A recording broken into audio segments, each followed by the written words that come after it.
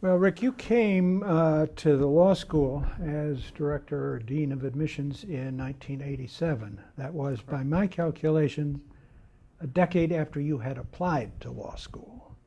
That's about right, Peter. You would have applied in 1977. 76, 77. Yeah, I think I started in 77, graduated. So I guess in I 80. want, one thing I wonder about is whether there was any noticeable difference in the process. As you experienced it first, I mean, between when you experienced it as an applicant Right. and then when you flipped around to the other side. Yeah. Well, I have to say that when I applied to law school, as I think back about it now, I was clueless about the process itself, about the strategic elements, that might be involved in it. And I think that was just, 23-year-old cluelessness at the time. You were attending a small liberal arts school on the West Coast, and you ended up going to a large law school on the East Coast. On the East Coast, right. I had friends in Boston, and I had been to visit them, and Boston seemed like a great place. I was, as it turns out, I was a Red Sox fan, and, it really there wasn't a lot more thought that went into where to go at that point than that.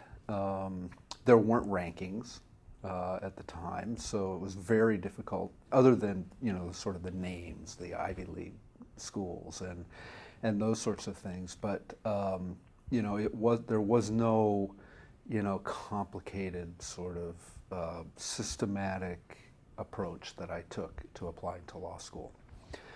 Now, a decade later, all of a sudden, I jump into this as a dean of admissions at a top law school. I think initially it was eye-opening, just how much that was sort of the beginnings of, of an industry that sort of grew up around the application process. You started in 87, and it was 87 when U.S. News and World Report did its first list of the top 20 law schools, top 20 engineering schools, top 20 medical schools. Yeah, I think it might have been 88. It was November of 87. Oh, okay, all right. So, I was parallel with the U.S. News and World Report rankings. Although I have to say, in those early years, it wasn't on the radar screen in nearly the same way it is now. In fact, now it's the dominant feature on the radar screen. Well, I was going to ask whether when it first appeared, you had any inkling that it would become the force that. No, really, I didn't at the time.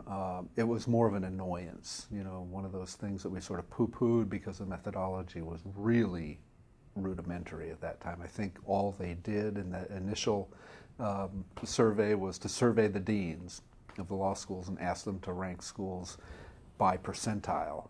And then from that, they generated a ranking in that early phase. And then it became, more and more systematic, if not, not truly scientific, but they started gathering more and more information and making it, much more of a routine, basically, both in terms of the way they collected it and the way the schools responded to it. And now, of course, it has evolved to the point where it is truly the dominant feature on the landscape for most deans of admissions. Most deans, I think, would also say it's a dominant feature on the landscape for them. Might be good to follow that particular strand for a moment. Can you talk about how it has affected both the application process but also the behaviors of law schools? Yeah. Well, one of the things that I've definitely learned over time is that if you put a metric in front of people and tell them that it matters, they figure out a way to achieve versus that metric. And so that's sort of what U.S. News has become. It's become the various elements of the survey have become a metric by which schools can then routinely measure themselves. And because they can do it, and because lawyers and academics tend to be very analytical people, they do it. They measure themselves against it constantly.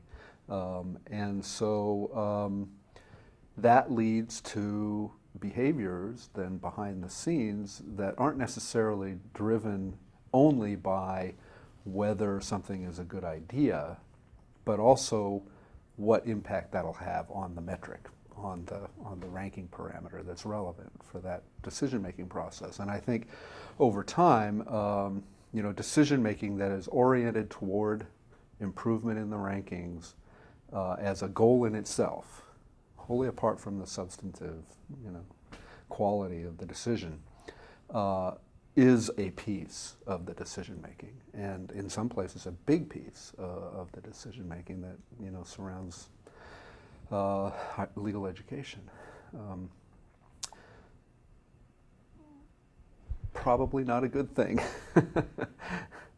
Overall, I think I think what most people would say, it distorts what you would hope would be, decision making that's based more on the right thing to do than on measuring up with some sort of artificially imposed ranking scheme.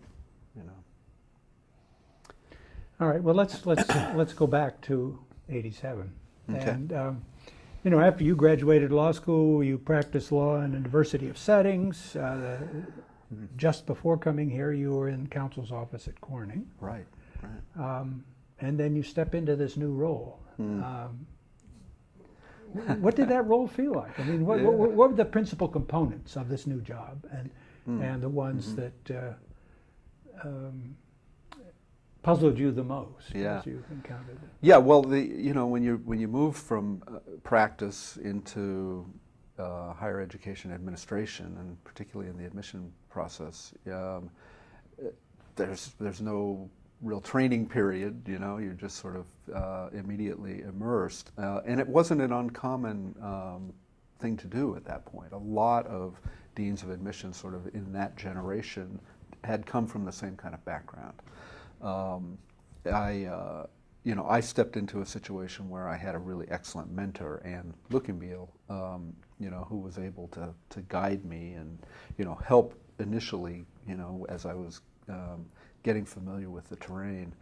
Ann had preceded you. Ann had preceded me and had been basically the dean of admissions for the previous 9 or 10 years. So very familiar with things, and extremely helpful and generous, to this guy coming in from practice, who really knew very little.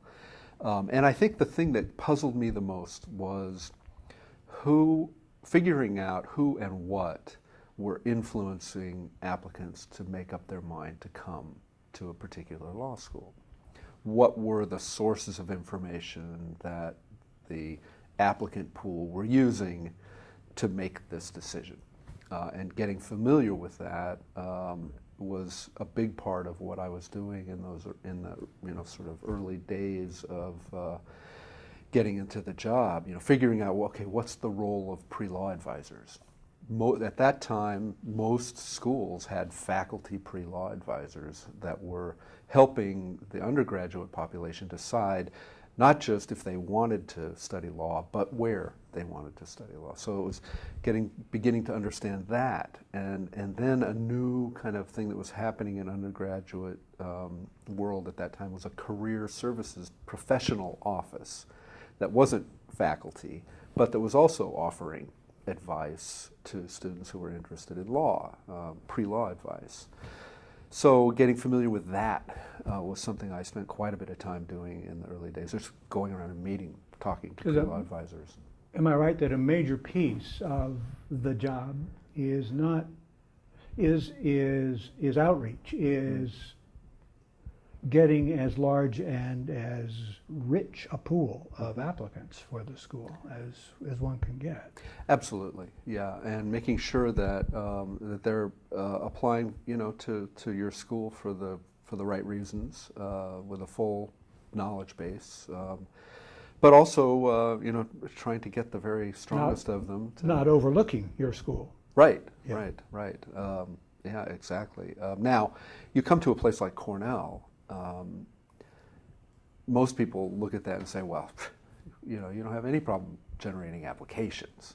And in fact, that's basically right, and it has been right from the beginning. You know, we generate applications without a whole lot of effort compared to many law schools. So, you know, they're developing a pool, and you know, they really have to focus on that in order to sort of get a big enough number coming into what you could think of as a funnel, you know, so that they can then have what comes out at the bottom of the funnel be, you know, what they want to have in their classes.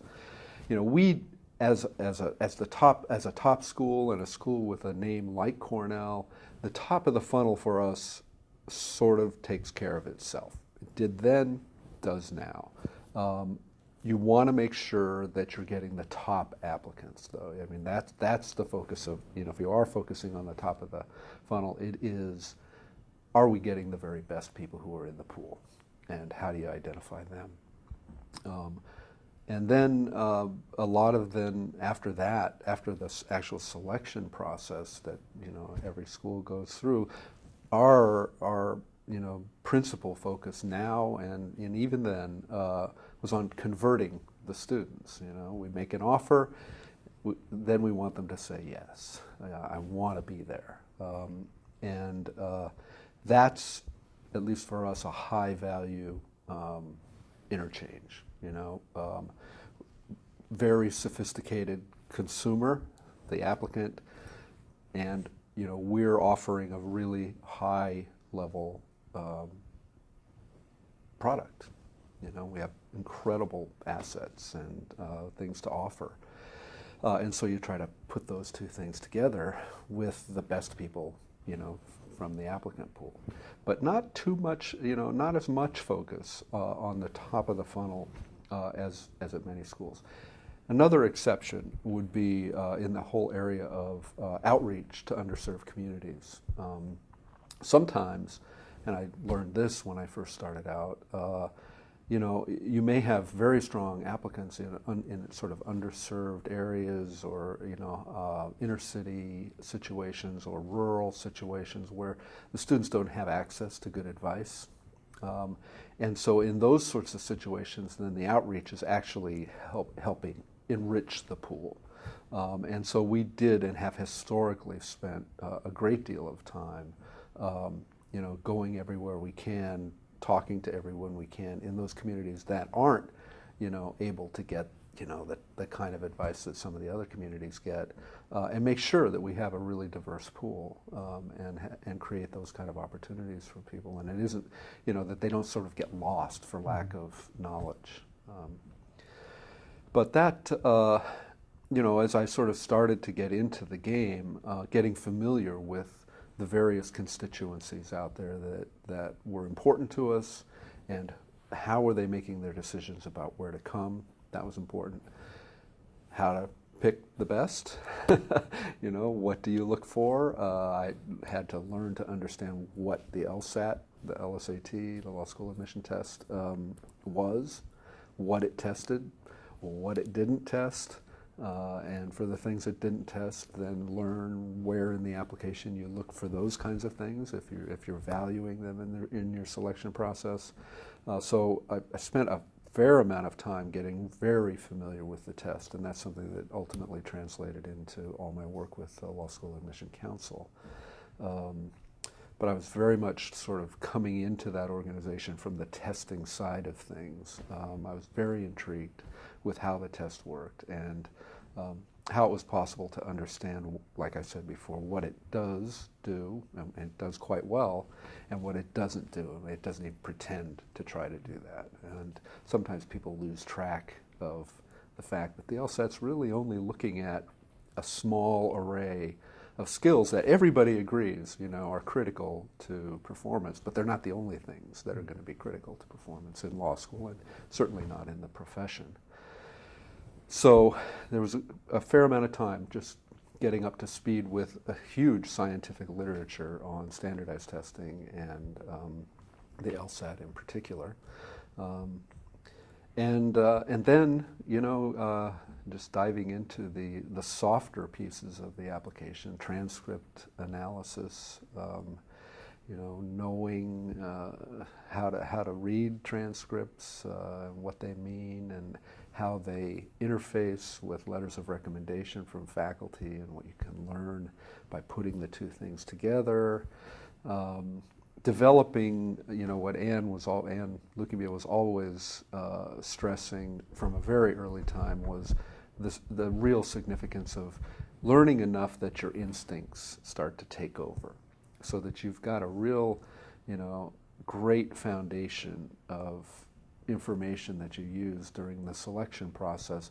But then once you have that, you let your instincts start to play a role. If you sense something is a little bit off, or if you sense, wow, there's a real spark there, and it doesn't necessarily come through, but I see it in various places in various ways, and then you start to zero in on those things by allowing your instincts to play a role in the selection process. But that doesn't happen overnight, and it doesn't happen by accident. It happens by really spending a lot of time in the trenches, reading the personal statements in detail, getting familiar with grading systems at the various schools, figuring out what recommenders are saying and what they're not saying, reading between the lines. And luckily, like I said, I had an excellent mentor to sort of help me get to the point where I could handle that process comfortably. Yeah. Two other aspects of taking an accepted student and getting them here. One is the persuasion element, and I'd like to pursue that, but also supporting them adequately. I mean, the whole financial aid piece of it must have figured prominently in the learning curve. Yeah, it did, and it has evolved substantially. When I first began, I think it was standard, certainly at all of the top law schools, that we did what we called need-based financial aid. To the extent we gave support to people, it was based on an assessment of their resources, the resources they had available to them through family, and to try to focus our support on incoming students who didn't have anywhere to turn for help, for financial help. And that was our real, and we went through elaborate financial analysis of familial assets and all these kinds of things, of need analysis it was called, to make sure that as best we could that we were giving financial aid, scholarships to the students who, as I said before, had nowhere to turn for assistance, and we were going to be their assistants.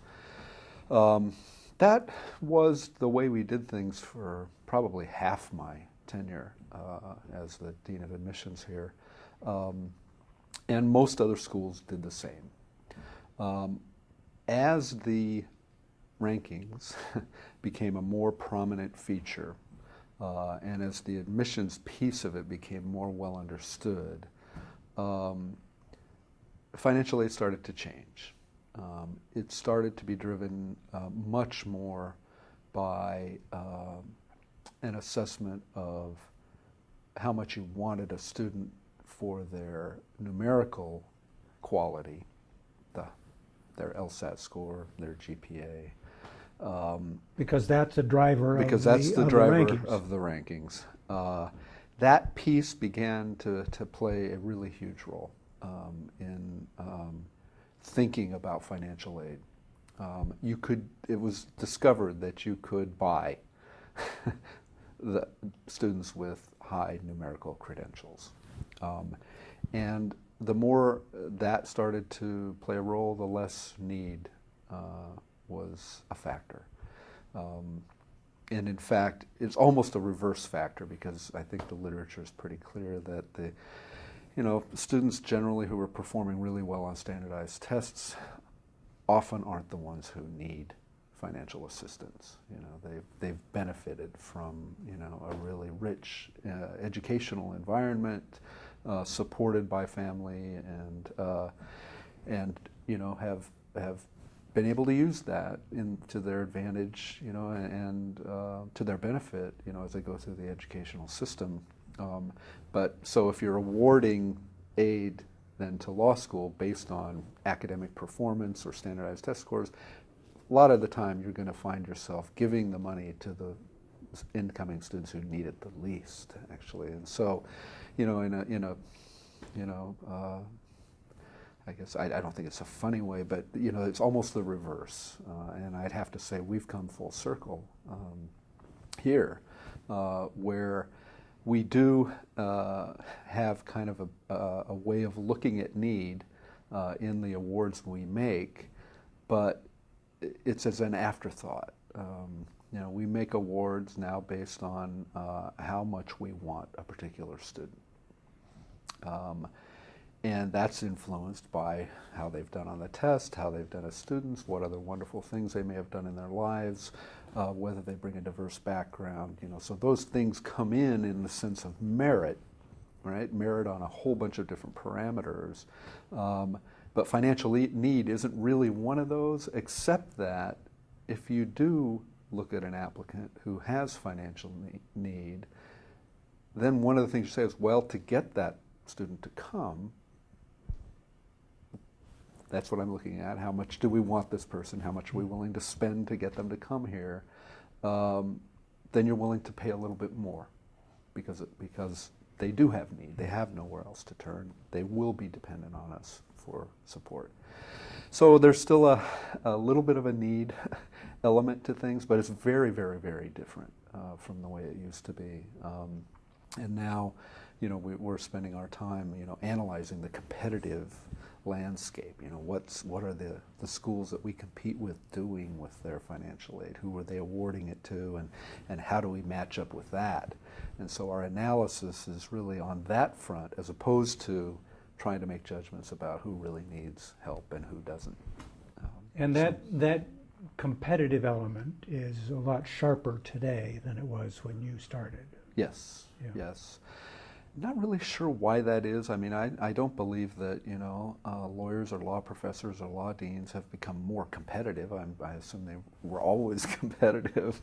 But it may well be, you know, that, as I said before, you put a metric out there in front of people and they try to achieve, you know, yet they want to get over the bar, and then the bar goes up, and they want to get over that bar, and the bar goes up, and they want to get over that bar. And I think that combined with Are the prospective students today more numbers conscious too?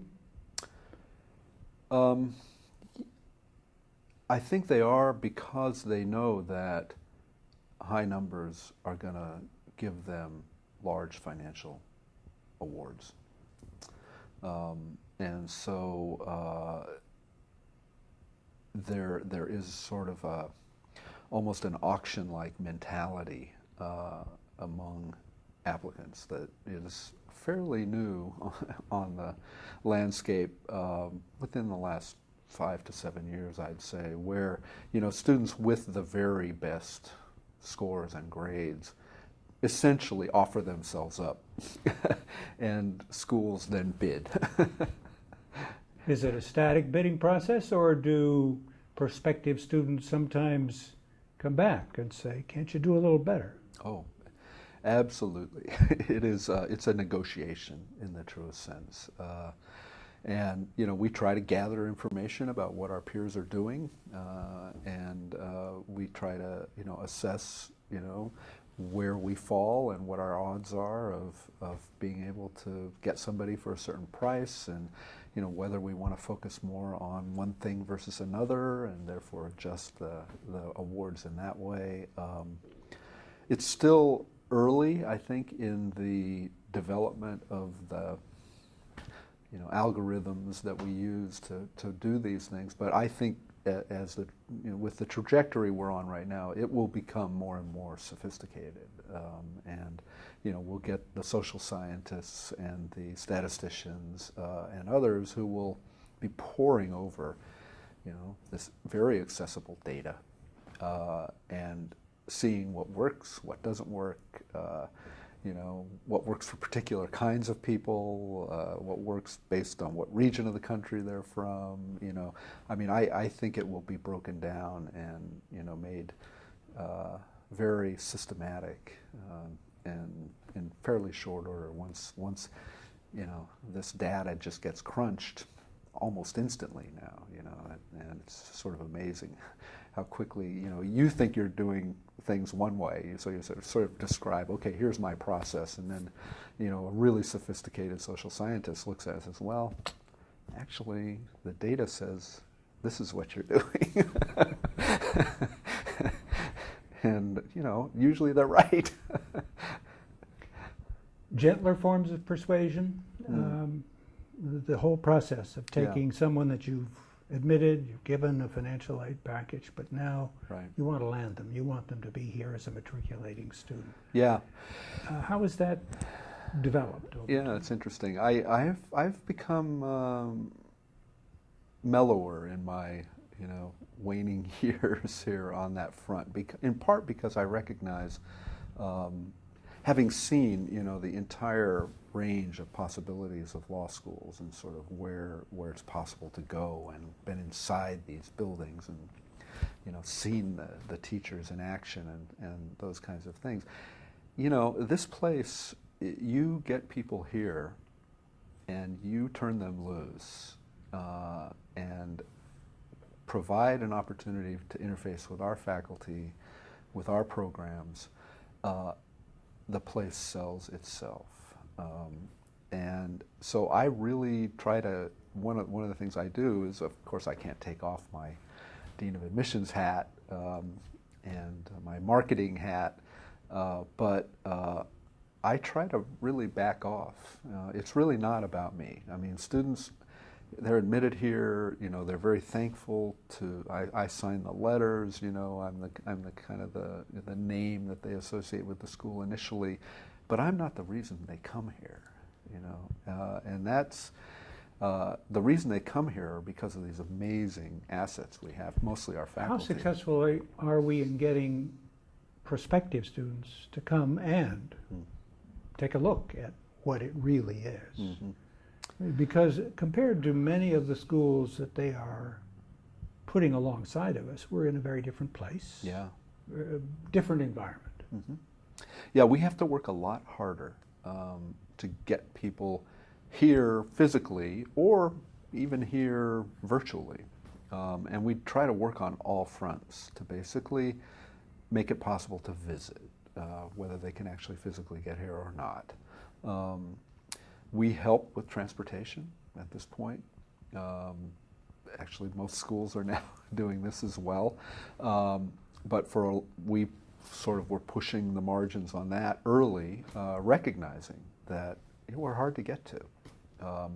And yet, the biggest selling point for this place is once they get here. And so, it seemed to make sense to us to subsidize that process and make it easier for people to get here. So there's that. We've also used technology as much as possible to interface with our applicants and to provide, as good a sense as you can digitally and electronically as well. And I think it's one of those things where we sort of feel like we have to run faster than everybody else on that front, because it's not like going to New York or going to Chicago or going to LA, And that has to be a sector where there's just been enormous change, right? I mean, Yeah. when you began, there was no email, there was no internet. You got it. Right. And today, it has to be a major pathway Absolutely. to prospective students. Yeah, it is. Yeah, the combination of the fact that we have it's available to all the law schools, but we have this amazing database that is generated from the fact that everyone who goes to law school has to take the LSAT. And so everybody who even touches the Law School Admission Council as they begin to think about law school and the LSAT gets registered they're followed. They provide information about themselves, their interests, and so LSAC has this massive database of information about people who have even the slightest interest in law school, and they make that with permission from the involved people. They make all that information available to the schools. And so data mining is a big part of what we're doing at this point in a way that we never could have done back in the late 80s, early 90s, even into the late 90s. But now is a big part of how we do our outreach. We can focus in on what their particular interests are. If they've begun to identify those, we can focus in on the extent of their education. We can focus in on, obviously, where they're from. They don't necessarily provide financial information, but it's a fairly sophisticated survey that they end up filling out that provides us a wonderful ability to sort of get ahead of the process of enticing them to be interested in Cornell. We can see what their interest is. We can say, boy, did you know that Cornell has more international exchange programs than any law school in the country? So if your interest is global, you need to think about us. And frankly, they probably haven't thought of that if they haven't done any research, because it doesn't. When you think of the small law school in Ithaca, New York, a global presence isn't what immediately comes to mind. And so we spend a fair amount of time now trying to address the things that we know they just intuitively think about us, and help them understand that there's actually much more, that we're much more far-flung than they realize, and that we're connected with this great university, and things like that don't necessarily, like I said, jump to mind when they're thinking about, graduating from college, or I'm graduating from grad school, or I'm thinking of changing careers, and I want to be a lawyer. Most people, when they're thinking along those lines, are thinking urban. It's just, Cornell's a great place, don't get me wrong, but the people who are thinking about going to law school generally are thinking about being in a city. And so that's where we have to do the magic. Do some magic and some persuasion. Right, Yeah. right, yeah. So it's a natural move that your portfolio increased to include communications and the whole technology side of the law school's operation. That's right. I think you can't be successful in an admissions office without fully embracing technology and communications.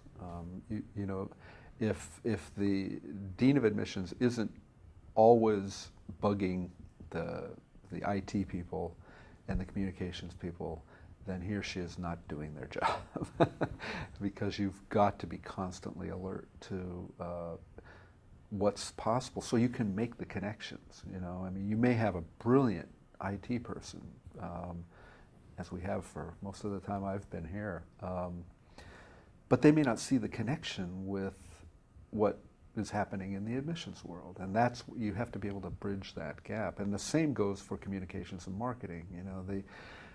You have to understand and the nuances and the subtleties of legal education and higher education in order to understand how to communicate with those constituencies. And that's not necessarily the natural terrain for a communications or marketing person, so they have to rely on that. And so, for me, the situation here is we've always had a lean administration, and our senior administrators always wear multiple hats. Well, it made sense for me along the way to wear an IT hat for a little while, and most recently, a communications hat. It was a very, very natural fit. You spoke of the exchange programs. One of the things that's happened while you've been in your jobs has been the growth of applicants and students coming from overseas, both into the JD program and then the mushrooming master's program. Yeah. Yeah, much bigger. When I first began, I think you were the dean at the time, but I think our LLM program was around 15 students maybe, and so that was my goal, because I also was responsible for LLM admissions. Now the program is bringing in 90 from all over the world, 22, 23 countries. So that's a really different situation for a small law school. And on the JD side, a significant number of foreign educated students now join us for a JD degree, and a remarkably big number of foreign citizens who've been educated in the U.S. At U.S. undergraduate schools are also joining us in the law school. So it's a real international Distinct challenges flavor. in recruitment and Well, the language issues are always important, especially for the students who've been foreign educated. Now, if they've received a degree at a U.S. college or university, generally English is not going to be an issue. But if they haven't, then English is going to be a pretty big issue. The financial side of things is also much more complicated for international citizens because they don't have access to the large array of federally backed educational loans. And U.S. education and U.S. legal education is very expensive. So they're struggling, I think, more on the financial front. And so that can be a challenge because of the fact that, unless they have family resources to support them, then they're not going to be able to take out the loans that most of our JD students do. well, I'm going to shift gears at this point and follow you out into your role as a member of the Board of Trustees of the Law School Admission Council, Yeah. and then probably come back to Cornell Law School. But Okay. for a decade, you were on the Board of Trustees of the LSAC. Right. How did that come about? And talk a bit about Sure. that organization and Yeah. its role in legal education. Yeah, well, it's I have very great memories of that. It's directly tied to what I was talking about before, is this interest I developed in standardized testing and wanting to learn as much as I possibly could about that.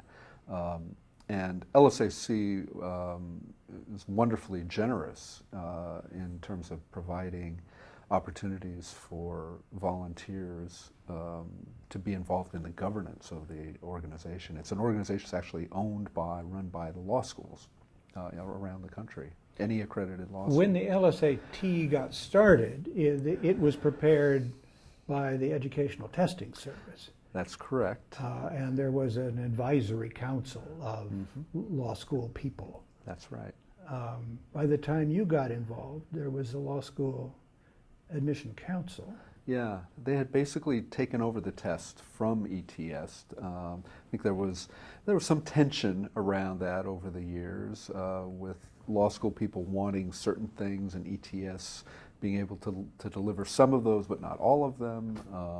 And eventually a cadre of people, including some Cornellians, had enough confidence that they understood what they needed and what was possible in a standardized test that they felt they could do it on their own. And that has now evolved to a very, very sophisticated, in fact, I think acknowledged to be one of the most sophisticated testing and psychometrics groups out there.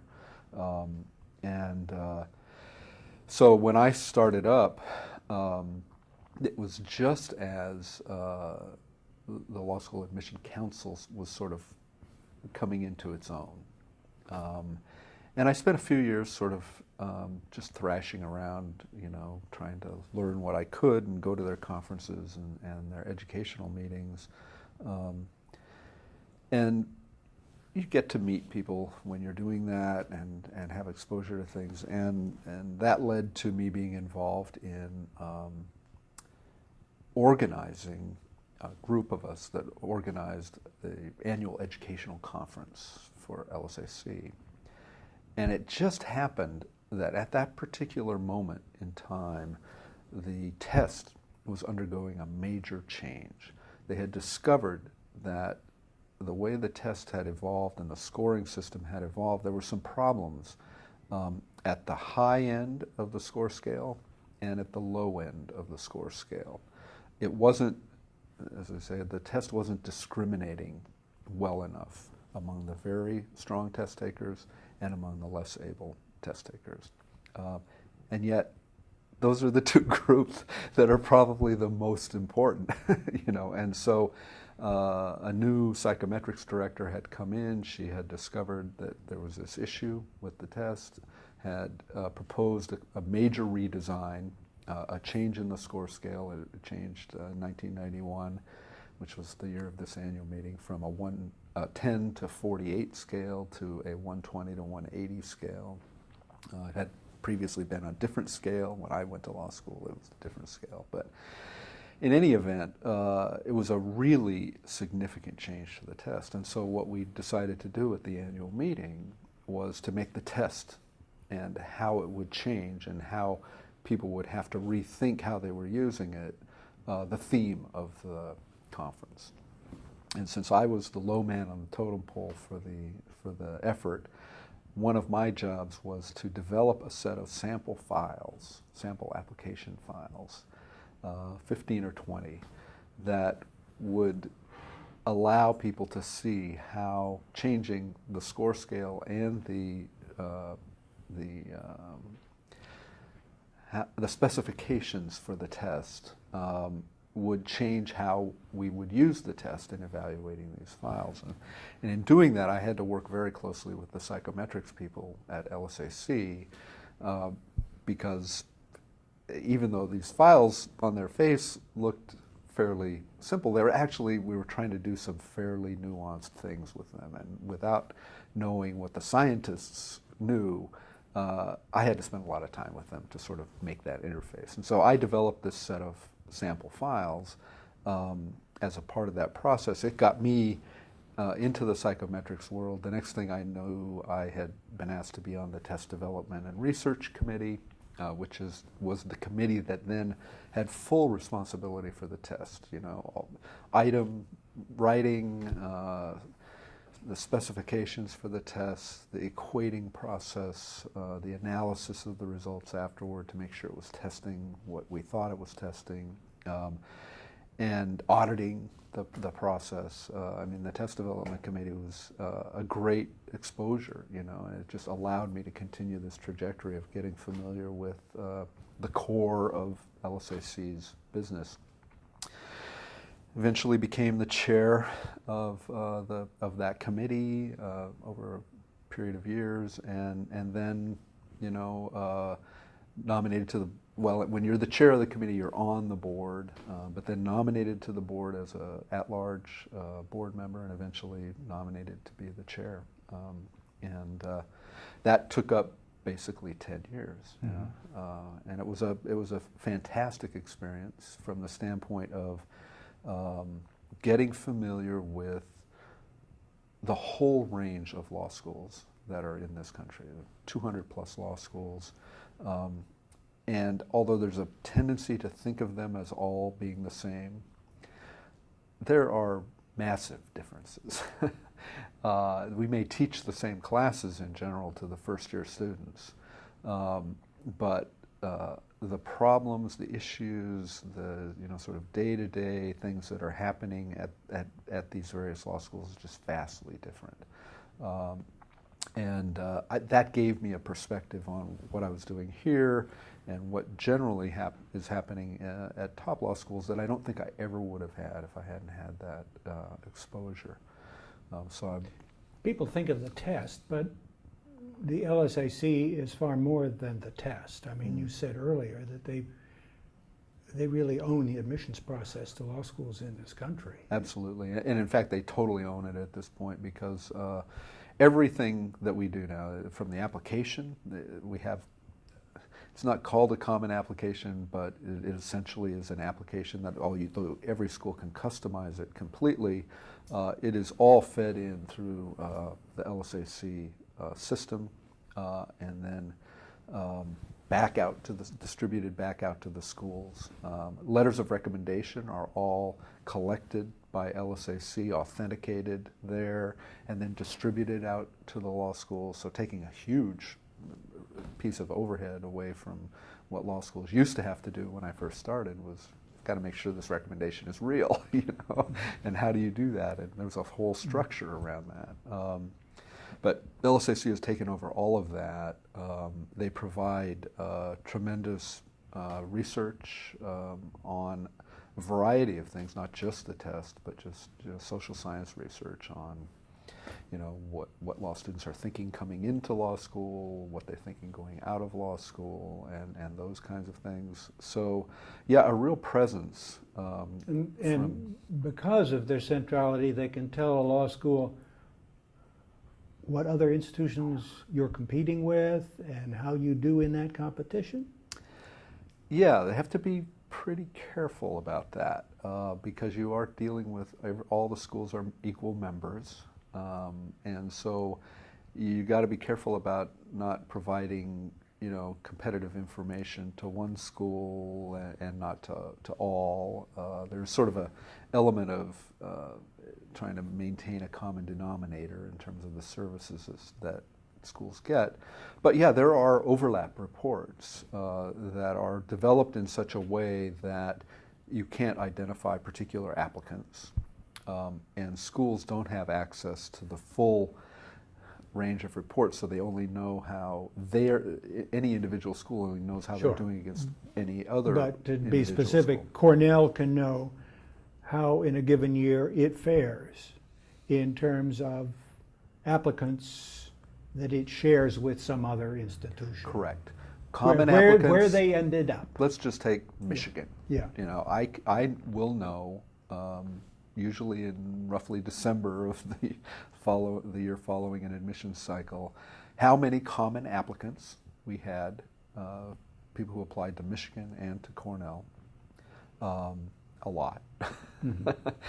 How many of those we admitted in common with them, and they give us the information on the LSAT scores to the ranges and the GPAs.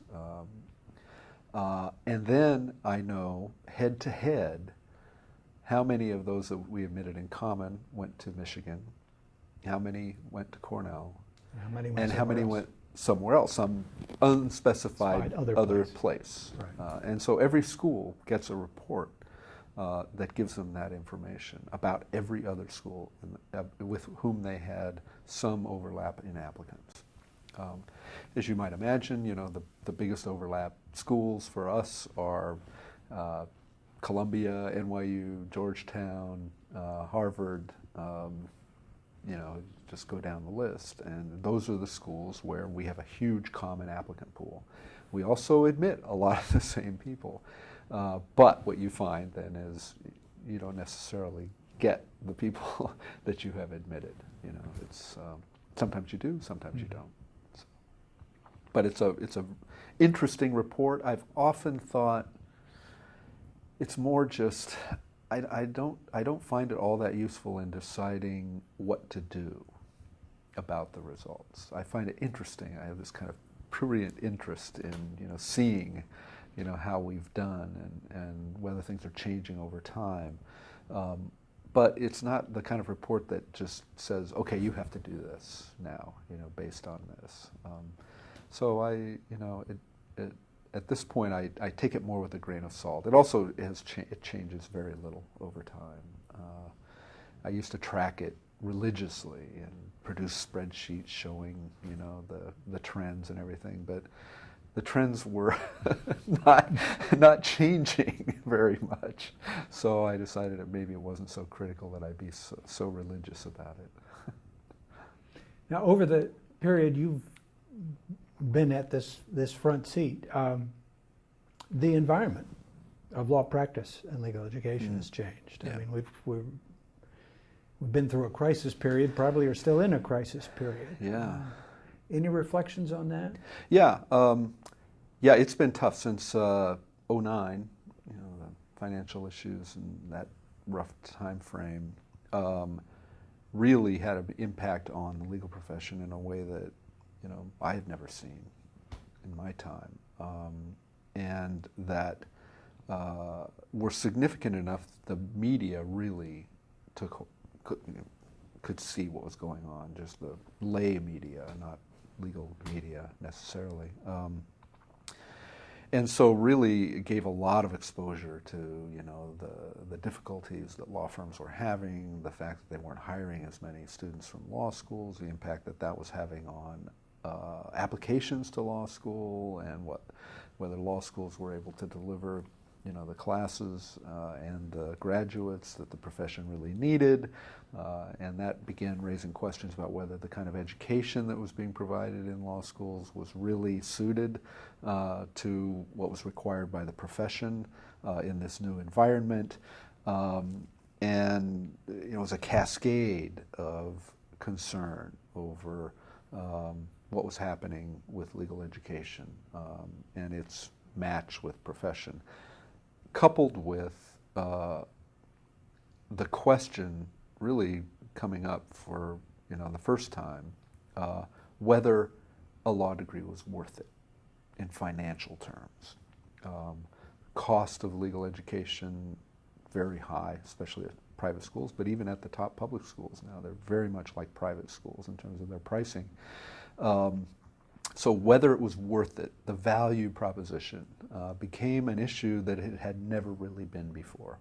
You know, graduate from a school like Cornell, you know, and there would never be a question, you know, that you would have a job. You might not have the job that was your favorite job in the world, but financially you would be fine. And that question was never asked of top schools before. It suddenly was being asked of top schools. And you know, that really did require some work, some education. One of the things that it forced us to do was, I sort of hate to say this, but stop being so egalitarian in our description of legal education.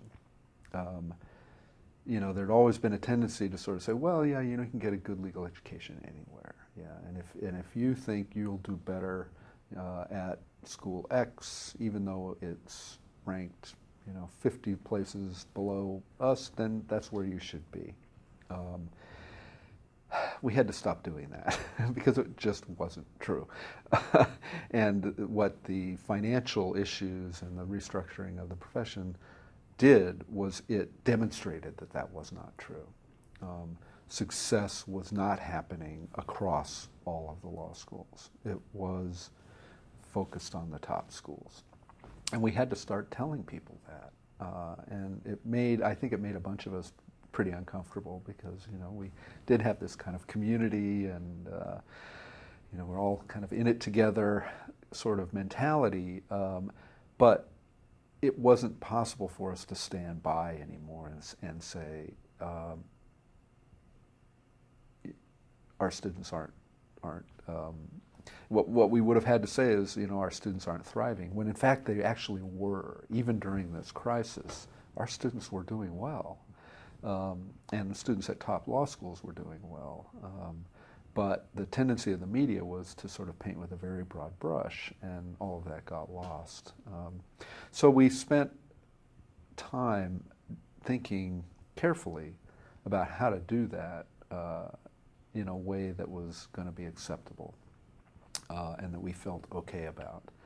But it was really a sea change in how the schools were thinking about themselves, and the recognition, I think, that all the schools are not the same, and the education they're providing isn't necessarily the same either. And there may be a place for all these different approaches, you know, but ours is this approach. And if you want to look at what, you know, how we're doing, then we'll give you all the data, and you look at it, and you'll see there's a big difference if you go to Cornell.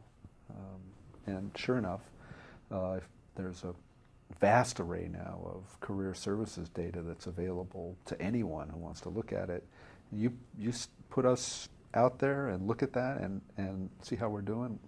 You know, we have weathered this storm beautifully, and it says a lot about the school. But it, you know, the issue, and in tandem with this negotiating environment, this auction environment, you know, there are all kinds of now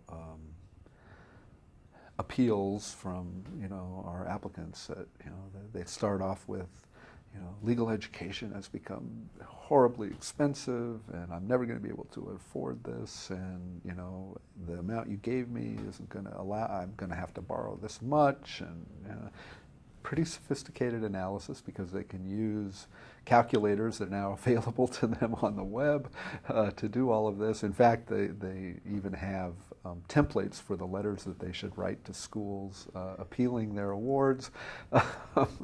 And so, you know, you line up 5 letters and boy, they all kind of say the same thing. But, you know, it's an environment where they've been encouraged to look at the financial side of things. I don't necessarily think that's a bad idea. I think we try to encourage our students to be fully aware of, you know, what this kind of investment is going to mean, so that's not a bad thing. But it certainly has changed the environment for admissions. Yeah, it's much more of a sort of being seen, I think, as a business proposition than an educational endeavor. Mm-hmm. You know. You've had fun in this career? I have, yeah. It's I think, you know, the fun has dissipated in the last few years, I do have to say. But up until that, it's been a job that I look forward to every single day, and partly because of where I am, you know, being given the opportunity to wear multiple hats. I mean, that just provided constant stimulation. Having supportive deans who, you know, encouraged involvement in higher education and legal education more broadly, also made it, you know, delightful. So you put it all together, I mean, over the scope of, you know, my 28 years, it was a great trajectory that I really enjoyed immensely, and you know, I'm not going to let the last few years tarnish that. Any thought of taking this rich experience and sharing it with other law schools on a consulting basis?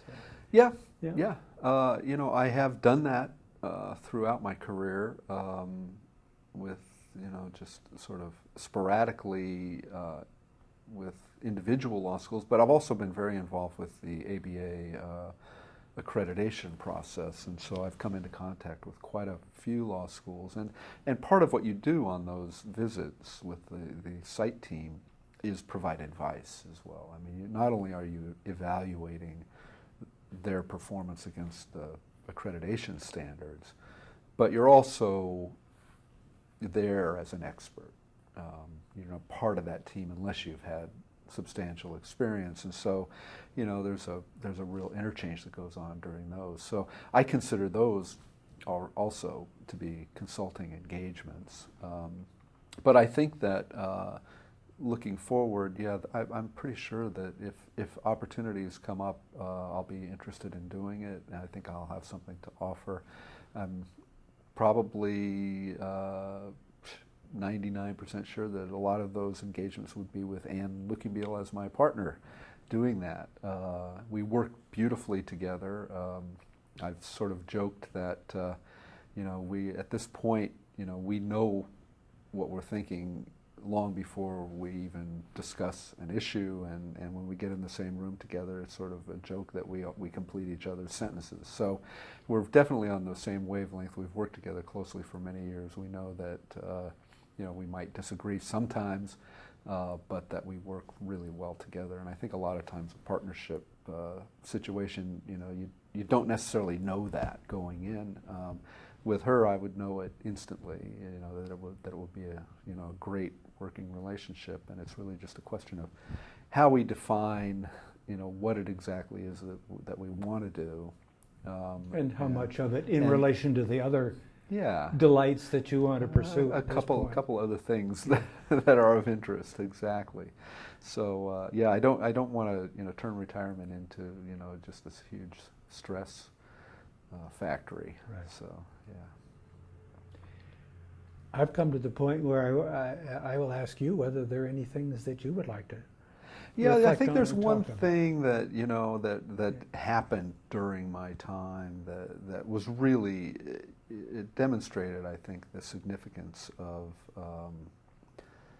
one, just the possibility of one Supreme Court decision changing your life. The Grutter decision the of Grutter 2003. decision, right? Yeah.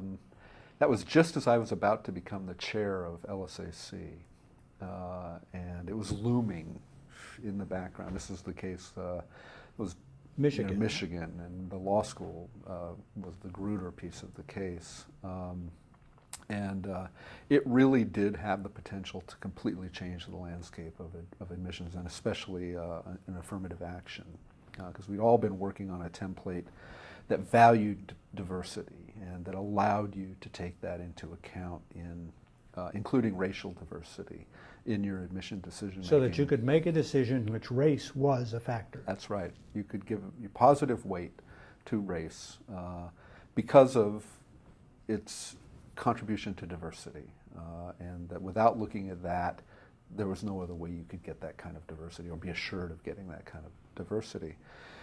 And so the Grutter case put that all in play, and it was like, look, I remember thinking of, okay, overnight we could completely have to change how we form our classes, how we do the selection process, and In the way that California has had to do because has of the had proposition. to do. Absolutely, yeah.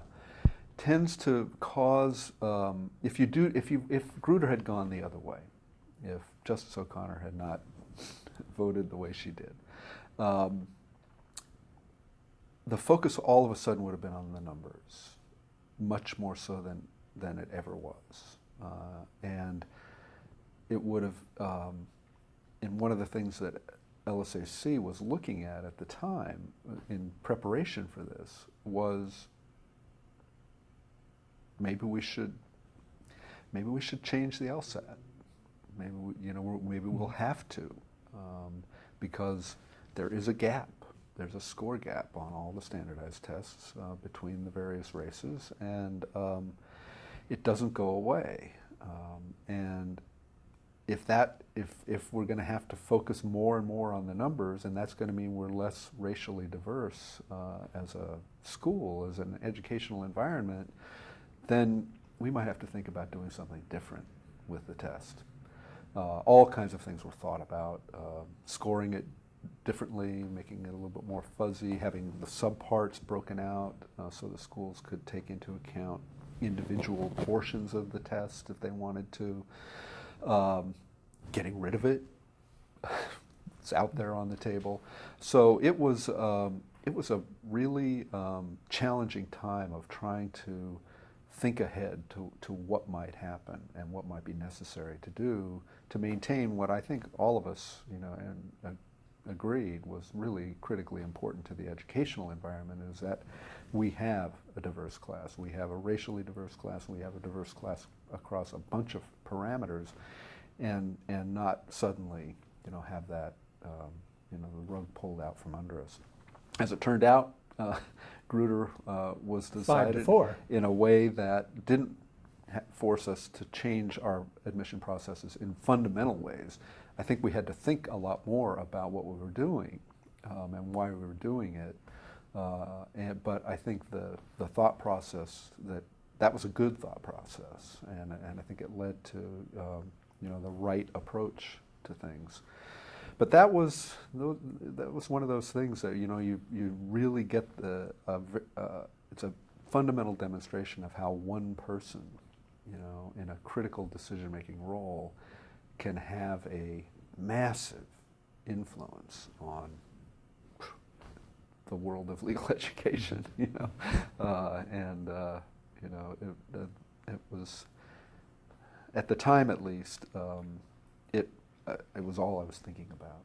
Mhm. Part of that was because of getting ready to take the reins at LSAC, but it was also because I was very concerned about what our selection process would look like going forward. Thank you very much. Thank you. I really appreciate the time and the opportunity to think back on all of this. It's yeah, I don't do that very often. So thank you. Thank you.